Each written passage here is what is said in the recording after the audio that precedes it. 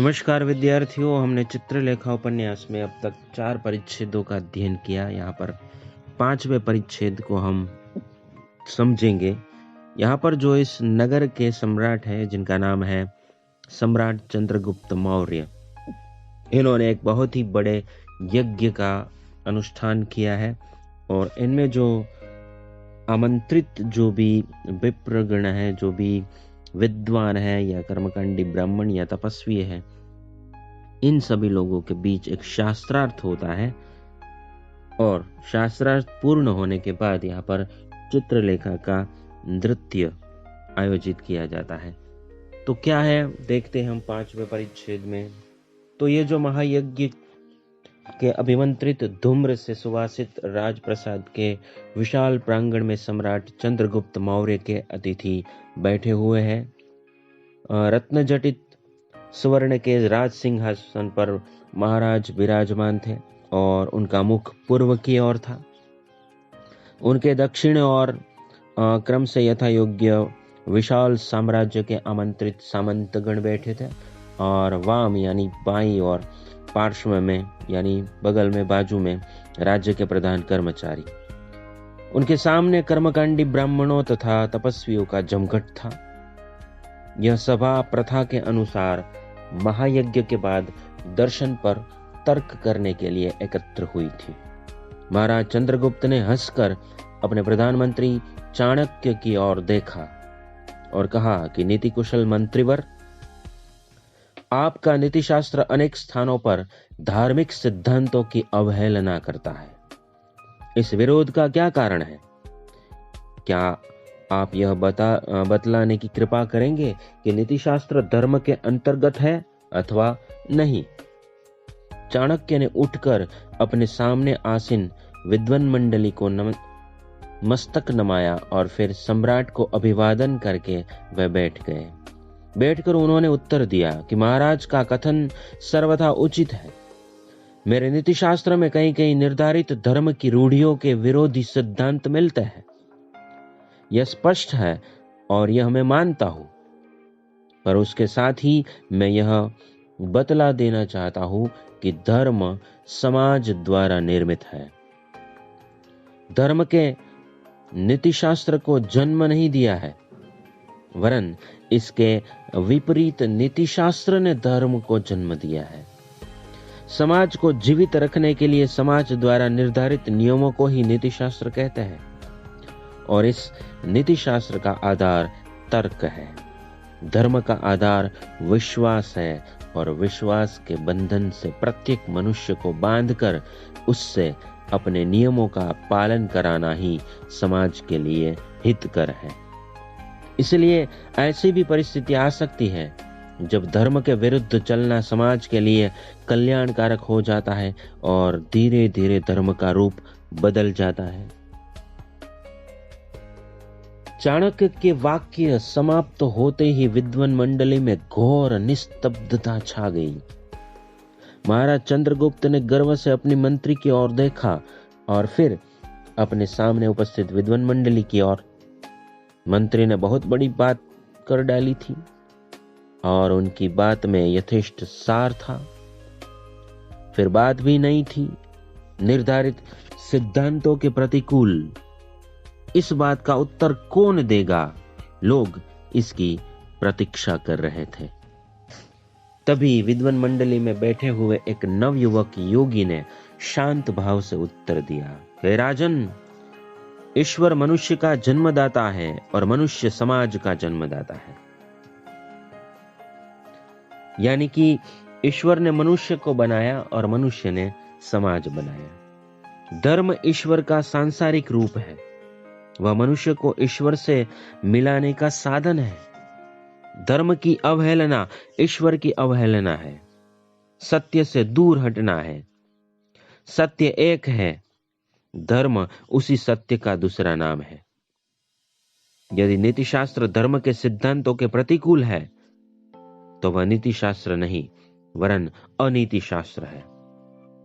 उचित और अनुचित, न्याय और अन्याय, इन सब की कसौटी धर्म है। धर्म के अंतर्गत सारा विश्व है। वयोवृद्ध मंत्री चाणक्य ने अपने सामने बैठे हुए नवयुवक योगी कुमारगिरी को इस प्रकार देखा जिस प्रकार एक दानव अपने सामने खड़े हुए बौने की ओर देखता है। वे मन ही मन हंसे। धर्म की गुरुता को स्वीकार करके उनकी दुहाई देने वाले योगी जानते धर्म की गुरुता को स्वीकार करके उनकी दुहाई देने वाले योगी जानते हो धर्म को किसने जन्म दिया है? ये चाणक्य ने कहा। तभी कुमारगिरी ने कहा कि ईश्वर ने, मनुष्य की अंतरात्मा द्वारा। तभी चाणक्य ने पूछा, ये और ईश्वर को? लोग चाणक्य के इस प्रश्न से चकित हो गए। ईश्वर को किसने जन्म दिया? कितना भयानक प्रश्न था। जन समुदाय में एक हल्का सा कोलाहल विकसित हो उठा।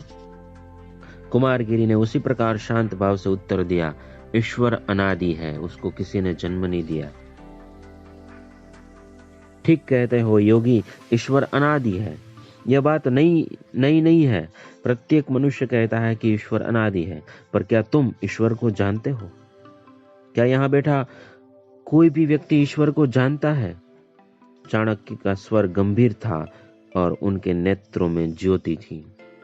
बिना किसी के उत्तर की प्रतीक्षा किए ही चाणक्य ने और कहा, हाँ, ईश्वर अनादि है, पर उस ईश्वर को मैं दावे के साथ कहता हूं कोई नहीं जानता।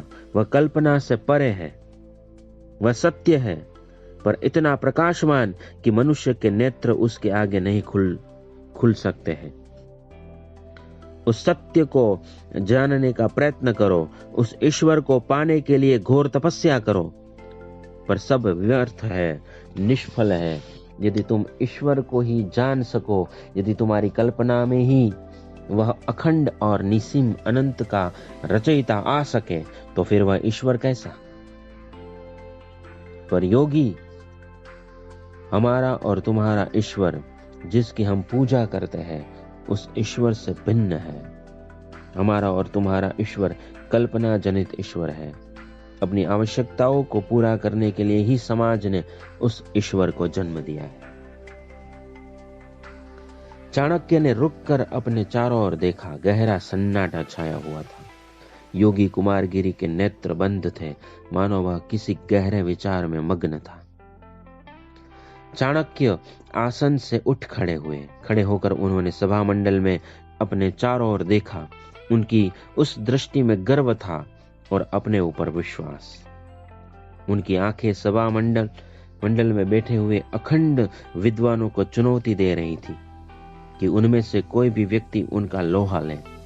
थोड़ी देर तक उत्तर की प्रतीक्षा करने के बाद चाणक्य ने फिर कहा कि अभी बात अधूरी है। हाँ, मैंने यह कहा था कि हमारा और तुम्हारा ईश्वर जिसकी हम पूजा करते हैं वो कल्पना जनित चीज है और समाज द्वारा निर्मित है। उसके भिन्न भिन्न रूप है। अब आती है अंतरात्मा की बात। यहाँ भी निर्धारित मत अधिक अंश में भ्रमात्मक है। अंतरात्मा ईश्वर द्वारा निर्मित नहीं है, वरन समाज द्वारा निर्मित है। यदि वास्तव में वह ईश्वर प्रदत्त होती तो भिन्न भिन्न समाज के व्यक्तियों की अंतरात्माएं भिन्न भिन्न न होती। ईश्वर एक है। यदि वास्तव में उसने धर्म के नियम बनाए हैं तो प्रत्येक व्यक्ति पर एक ही नियम लागू होता है। पर बात ऐसी नहीं है।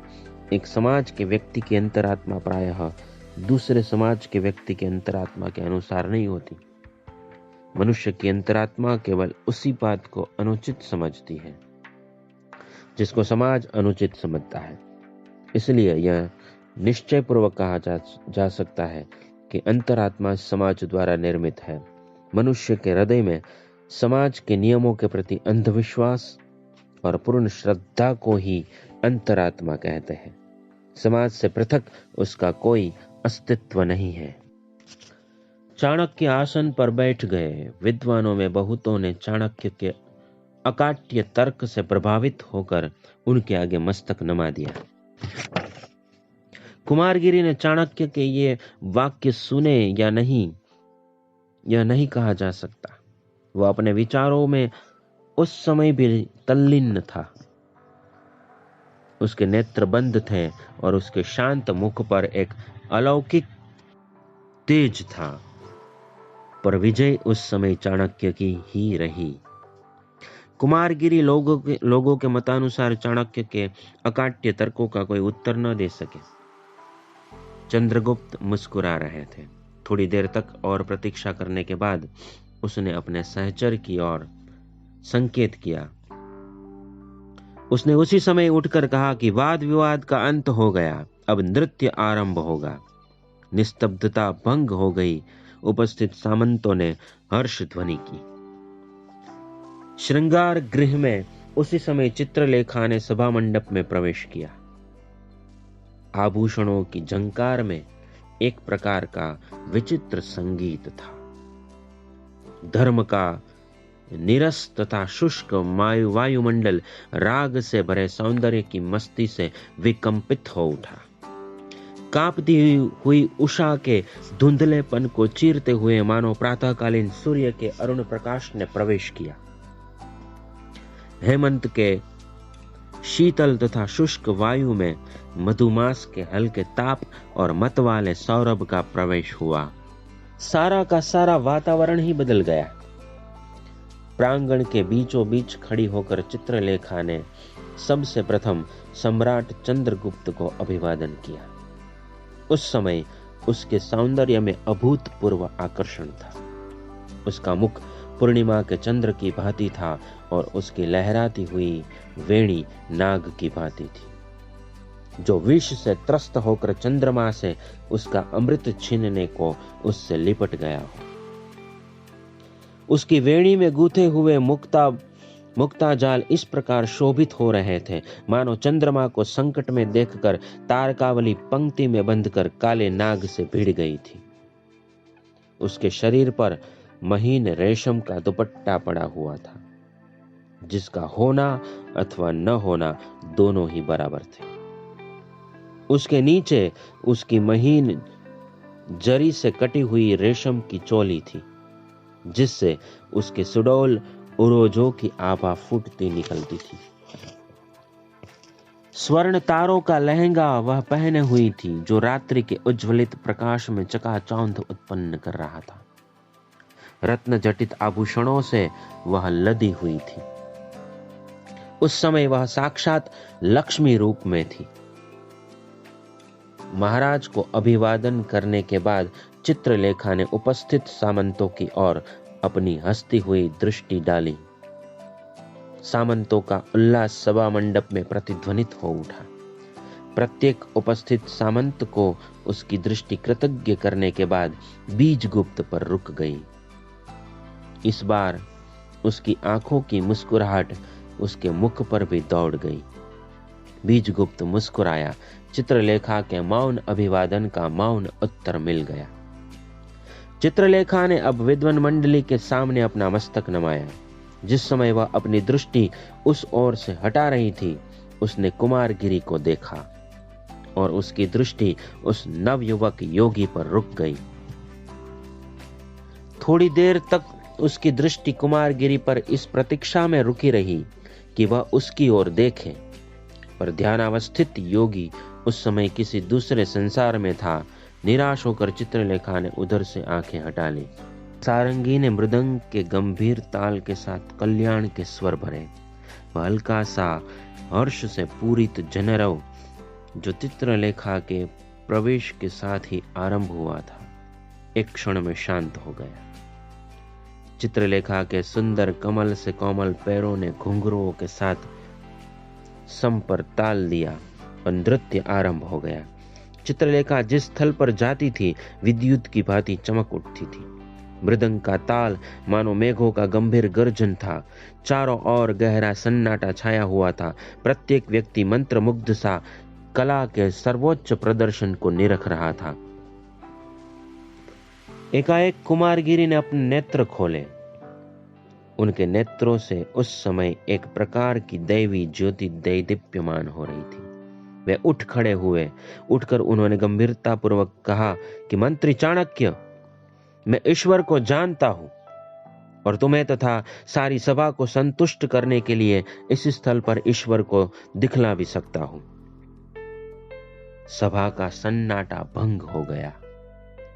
कुछ लोगों ने कुमारगिरी के ये वाक्य सुने और कुछ ने नहीं। न सुनने वालों में अधिकतर नवयुवक सामंत गण थे जो नृत्य देखने में व्यस्त थे। उन्होंने चिल्लाकर कहा, उस योगी को बिठला दो। चित्रलेखा ने भी योगी के वाक्य नहीं सुने। वह उस समय नृत्य में व्यस्त थी।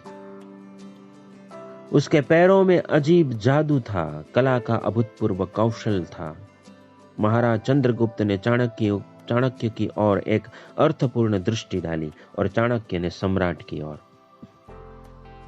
योगी कुमारगिरी एक बहुत बड़ी बात करने पर तत्पर थे।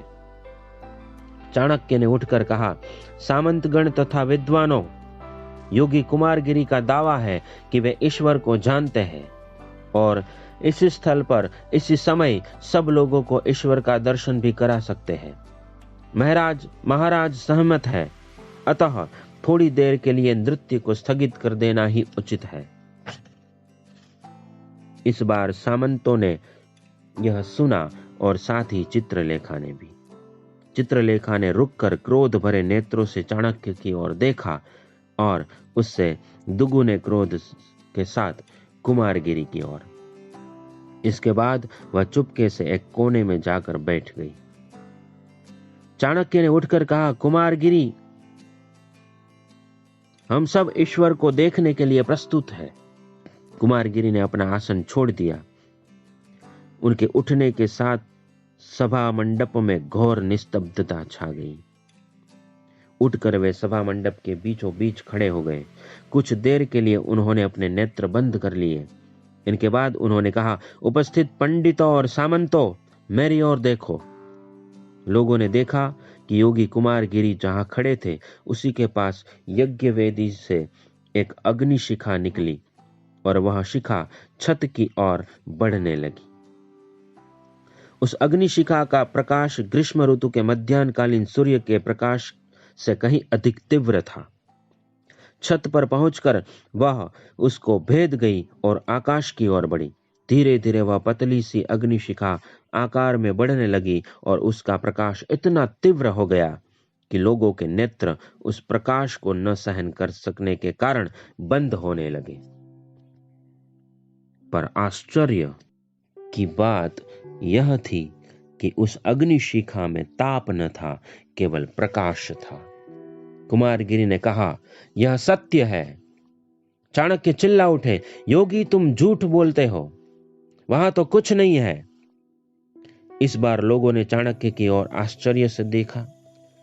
योगी कुमारगिरी ने कहा, क्या वयोवृद्ध मंत्री सत्य के प्रकाश को नहीं देख सकते? चाणक्य ने फिर कहा, कैसा प्रकाश? वहां तो कुछ नहीं है।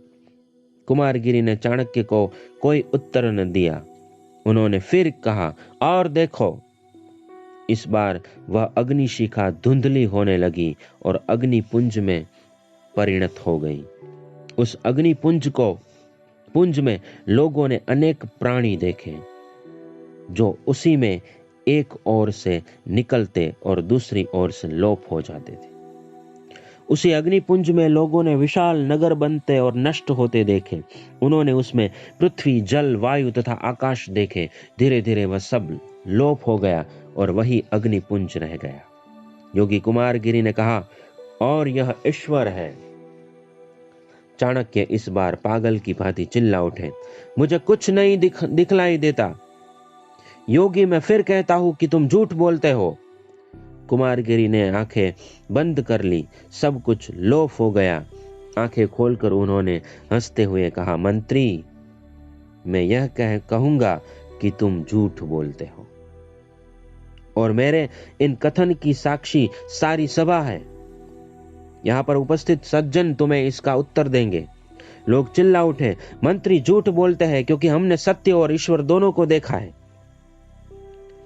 मर्माहत चाणक्य ने इस बार चंद्रगुप्त की ओर देखा। सम्राट ने भी कहा, मंत्री, कुमारगिरी झूठ नहीं बोलते, हमने सत्य और ईश्वर को देखा है। मेरी आंखों ने आज प्रथम बार मुझको धोखा दिया है। नवयुवक योगी, मैं हारा और तुम जीते, इतना कहकर चाणक्य बैठ गए। योगी कुमारगिरी ने चलने को पैर उठाए ही थे कि उन्हें नर्तकी चित्रलेखा के शब्द सुनाई दिए। योगी ठहरो, मेरे भ्रम का निवारण अभी नहीं हुआ। लोगों की आंखें चित्रलेखा की ओर घूम पड़ी। जन समुदाय का कौतूहल बढ़ गया। योगी कुमारगिरी को रुक जाना पड़ा। आगे बढ़कर चित्रलेखा ने कहा कि योगी, तुमने जो कुछ दिखलाया था वह मैंने नहीं देखा। मंत्री चाणक्य को सब लोग झूठा ठहरा सकते हैं, पर मैं नहीं। मैं तुमसे सत्य और ईश्वर की दुहाई देकर पूछती हूँ कि क्या वास्तव में तुमने भी सत्य और ईश्वर के उस स्वरूप को देखा है जिसको तुमने सारी सभा को दिखलाया है? नर्तकी की आंखें योगी की आंखों से मिल गई। योगी की आंखों में विश्वास का तेज था और तपस्या का बल, और नर्तकी की आंखों में उल्लास की चमक और विश्वास की आभा थी। कुमारगिरी के मुख से अचानक ही निकल पड़ा, नहीं। लोग चौंक उठे। मंत्री चाणक्य आह्लाद से विह्वल होकर उठ खड़े हुए, पर चित्रलेखा ने उस ओर ध्यान नहीं दिया।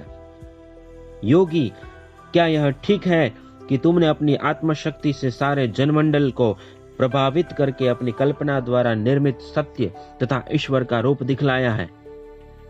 झूठ मत बोलना।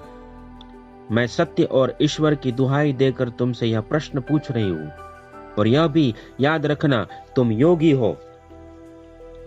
कुमारगिरी ने कुछ सोचकर उत्तर दिया, ठीक कहती हो।